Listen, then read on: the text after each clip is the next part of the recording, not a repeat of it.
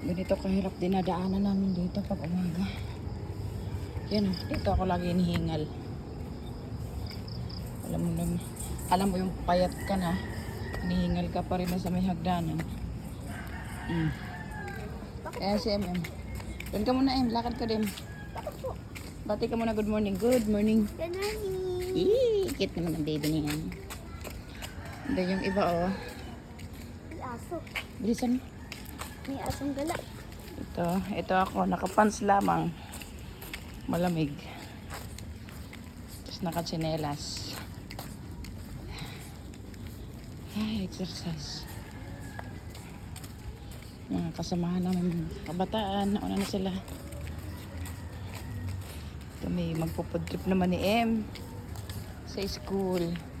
Kahapon di ako nakabiling pansit, walang pansit, di ako nakapag-almusal. Meow, meow.